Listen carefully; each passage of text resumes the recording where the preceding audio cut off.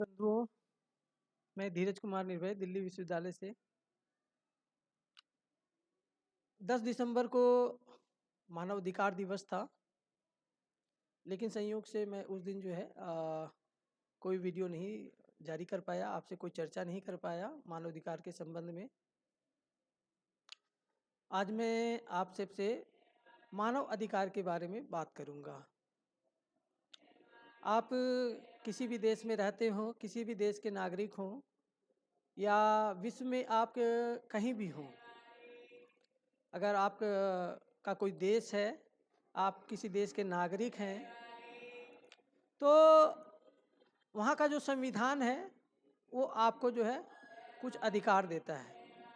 एक नागरिक होने के नाते विशेष अधिकार होता है, इसे विशेष अधिकार कहा जाता है, एक नागरिक होने के नाते।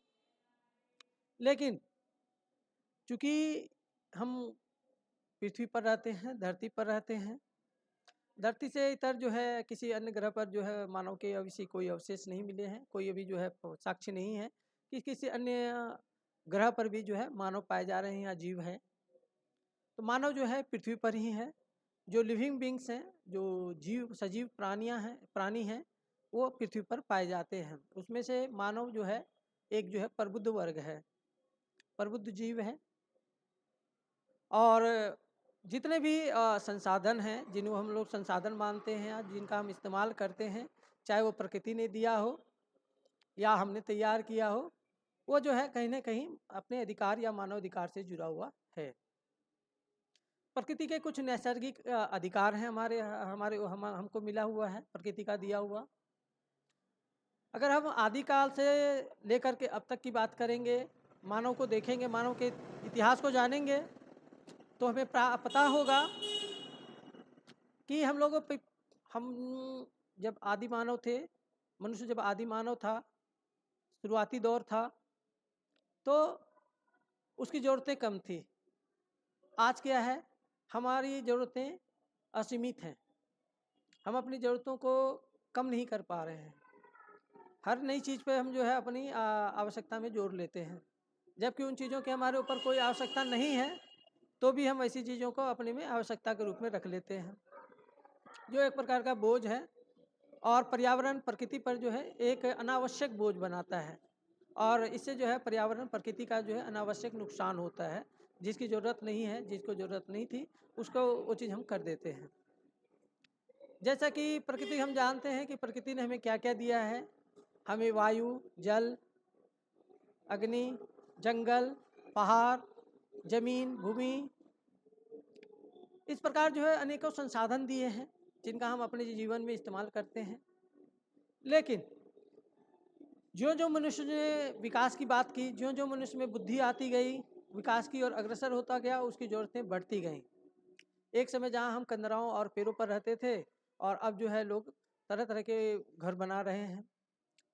और मानव को सबसे ज़्यादा खतरा मानव से ही हो रहा है, और इसलिए जो घर भी बनाता है तो बहुत सुरक्षित बनाना का प्रयास करता है। उसमें तरह तरह के यंत्र भी लगा रहा है आजकल, क्योंकि वातावरण का तापमान जो है बढ़ता जा रहा है। गर्मी के समय में जो गर्मी आजकल असीमित हो जाती है, ठंड के समय में असीमित ठंड हो जाता है, तो उसके लिए भी उपाय कर रहे हैं।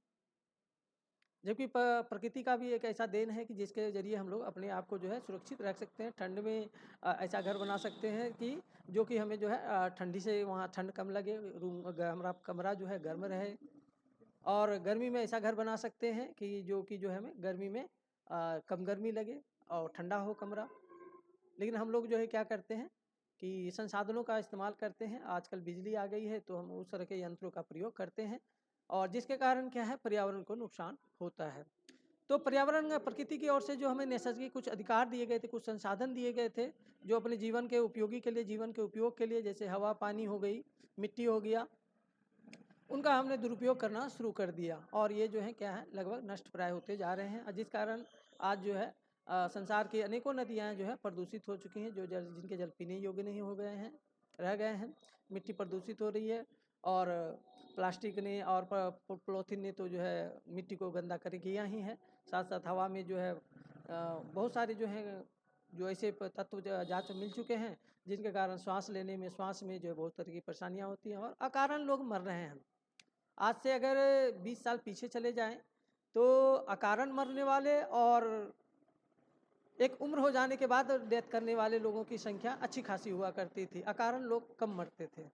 लेकिन जो है हम लोग विकास की बात करते हैं, विकास की ओर बढ़ते हैं, हम लोग जो है अकारण ही मृत्यु की ओर बढ़ रहे हैं। बीमारियां बढ़ रही हैं, प्रदूषण बढ़ा हुआ है, बीमारियां बढ़ चुकी हैं, शरीर के पास मनुष्य के शरीर में ऐसी ऐसी बीमारियां घर कर रही हैं जिसका कोई इलाज नहीं है। अब आते हैं, हमने तो नैसर्गिक अधिकार की बात की, प्राकृतिक अधिकार की बात की, अब मानव अधिकार की बात करते हैं थोड़ा सा। एक राजनीतिक रूप में जो है, एक जो है कि जो एक नागरिक होने के नाते एक देश के से ओर से जो है, एक संविधान की ओर से, जो देश के संविधान की ओर से हमें अधिकार मिलते हैं, उस पर हम बात करते हैं। उसमें कुछ बातें जैसे हैं कि हमें स्वच्छ हवा, स्वच्छ पानी, शुद्ध वातावरण, अच्छे वातावरण में रहने का अधिकार है। यह संविधान भी हमें अधिकार देता है। लेकिन दुनिया के अनेकों देशों में ऐसा नहीं है, ऐसा नहीं हो पा रहा है। क्यों? क्योंकि वहाँ पर जो है असंतुलन है, आर्थिक रूप से असंतुलन है, राजनीतिक रूप से जो है भ्रष्टाचार है, अन्य रूपों में भी। जैसे अब वर्तमान में क्या है, शिक्षा जो है सबको मिलनी चाहिए, बराबर रूप में मिलनी चाहिए। लेकिन शिक्षा के क्षेत्र में अगर हम भारत में देखें तो शिक्षा के क्षेत्र में असमानता है, सबको शिक्षा जो है समान रूप से दी नहीं जाती है, और जो लेने का प्रयास भी करते हैं तो उनको दबाया भी जाता है। इतना ही नहीं, रोजगार के संबंध में भी है कि सरकार रोजगार मुहैया कराएगी, रोजगार के अवसर पैदा करेगी। एक लोकतांत्रिक और जो है संप्रभु राज्य, और एक जो है जन कल्याणकारी राज्य जो होता है, लोक कल्याणकारी राज्य जो होता है, वो लोगों के लिए शिक्षा का समान अवसर पैदा करता है, रोजगार के अवसर, समान अवसर सबको देता है। लेकिन ऐसा जो अब हमारे देश में इस प्रकार का देखने को नहीं मिल रहा है। एक तो हमारी जनसंख्या विश्व में, दुनिया में सबसे ज़्यादा हो रखी है। हमारे देश के 80 से 85 करोड़ लोग जो हैं सरकारी अनाज पर निर्भर हैं। सरकार उन्हें हर माह जो 5 किलो अनाज देती है उसको खा करके वो जिंदा रहते हैं। रोजगार का जो उपाय है, रोजगार के जो साधन है, वो रोजगार के जो अवसर हैं वो कम होते जा रहे हैं। सरकार दिन दिन जो है रोजगार के अवसर को कम कर रही है।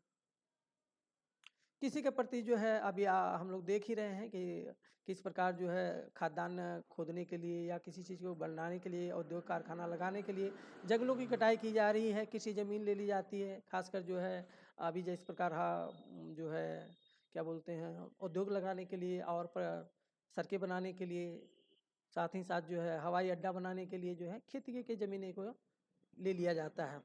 खदान के लिए, खदान खोदने के लिए अभी जंगल की लड़ाइयाँ चल रही हैं कई जगहों पे, कई राज्यों में ऐसा देखने को मिल रहा है।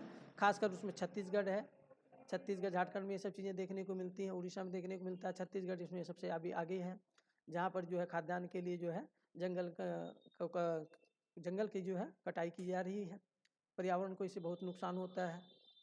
लेकिन हम विकास का कौन सा रास्ता अपनाना चाहते हैं कि जंगल की कटाई ज़रूरी है, जंगल के आदिवासियों को वहाँ से बेघर करना ज़रूरी है। इन तरह की तमाम बहुत सारी चीज़ें हैं जो मानव अधिकार पर प्रश्न चिन्ह लगाती हैं, क्योंकि हमारा अधिकार है। अगर सरकार हमें कहीं से बेघर करती है, विस्थापित करती है, तो हमें वो घर मुहैया कराए। चिकित्सा के क्षेत्र में मैं चिकित्सा की बात करूँगा। चिकित्सा देना भी जो है यह सरकार का काम है। अगर पर्यावरण स्वच्छ हो, पर्यावरण शुद्ध हो, तो हमें जो है चिकित्सा, हम बीमार भी कम पड़ेंगे और चिकित्सा की हमें जो दवाइयों की भी ज़रूरत कम पड़ेगी, अस्पताल जाना भी कम पड़ेगा।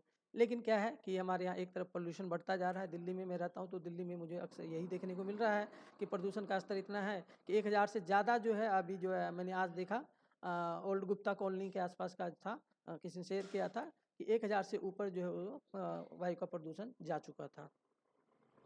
तो जब इतना प्रदूषण है तो लोग किस प्रकार स्वस्थ रहेंगे, और किस प्रकार जो अगर स्वस्थ नहीं रहेंगे तो उनको तो अस्पताल जाना पड़ेगा, डॉक्टरी की सेवा चाहिए होगी।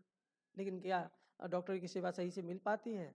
मैंने तो यहाँ तक कि दिल्ली के एम्स में भी देखा हुआ है कि किस प्रकार वहाँ के जो है एक मरीज के साथ किस तरह की घटनाएं हुई, और वो लड़की जो थी, युवा लड़की थी, और उसका डेथ हो जाता है। वो आती है दिल का ऑपरेशन कराने, और उसका जो है धीरे धीरे मस्तिष्क का ऑपरेशन भी कर दिया जाता है, और बस उसको घर वापसी होना नहीं होता, वो यहीं पर गुजर जाती है। तो इस तरह की चीज़ें हम लोगों को देखने को मिलती हैं, अक्सर देखने को मिलती हैं। मैं एम्स भी कभी गुजरता हूँ उधर से, तो मैं देखता हूँ कि सड़कों पर शाम में अगर गुजरता हूँ तो सड़कों पर किस प्रकार लोग बैठे हुए हैं, किस प्रकार सोए हैं, और किस प्रकार जो है लोगों के दिए हुए लोगों का भोजन जो है करते हैं। और इस कारण जो जो एक बीमार है उसके कारण कई बीमार पड़ेंगे। तो ये स्थिति है।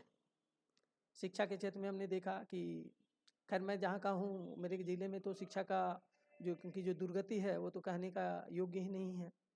अब वहाँ की बात छोड़ो, मैं तो दिल्ली विश्वविद्यालय में हूँ, तो दिल्ली विश्वविद्यालय में देख रहा हूँ कि यहाँ पे क्या स्थिति है शिक्षा की। तो ये हमारी सरकार है, लोक कल्याणकारी सरकार कहती है सबका साथ सबका विकास। अब पता नहीं कब कर पाएगी सबका साथ सबका विकास। ये अपना विकास कर रही है, अपने लोगों का विकास कर रही है और वैसे लोगों का विकास कर रही है जिनको समाज से जिनसे कोई लेना देना नहीं, जिस समाज की भलाई से कोई लेना देना नहीं है। आप लोग इस बारे में सोचें कि क्या आपको आपके जो एक मानव होने के नाते अधिकार है, क्या आपको प्राप्त हैं? आप अगर सरकारी बस में चलें तो आपको बस में धक्के खाने पड़ेंगे, पॉकेटमारी हो जाएगी, मोबाइल पर्स चोरी हो जाती है, जिसका कोई फिर मिलना जो है वो संभव ही नहीं है। ये हमारी पुलिस व्यवस्था भी ऐसी ही है। वो सिर्फ गरीबों को वो परेशान करने के लिए हर व्यवस्था है और गरीबों के हित के लिए जो है कोई व्यवस्था नहीं है। बस 5 किलो अनाज है, खाते रहिए और मस्त रहिए ताकि आप रोजगार के अवसर ना खोजें। तो मैं यही कहना चाहता हूँ कि अपने मानव अधिकारों के प्रति सजग हों, प्राकृतिक अधिकार के प्रति सजग हों, नैसर्गिक अधिकार के प्रति भी सजग हों।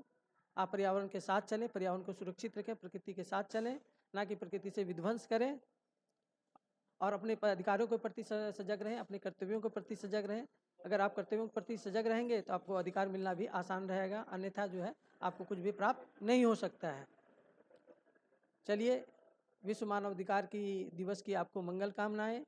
मैं 10 तारीख को नहीं दे पाया, आज दे रहा हूं और इसके प्रति हम लोग चिंतन करें, सोचें, विचार करें और देश के लोक कल्याण के लिए, अपने अधिकारों की रक्षा के लिए अपने कर्तव्यों को सही रूप में निभाएं और कुछ अच्छा कर सकें, अच्छा हो सके, ऐसी मंगल कामना है, ऐसी शुभकामना है।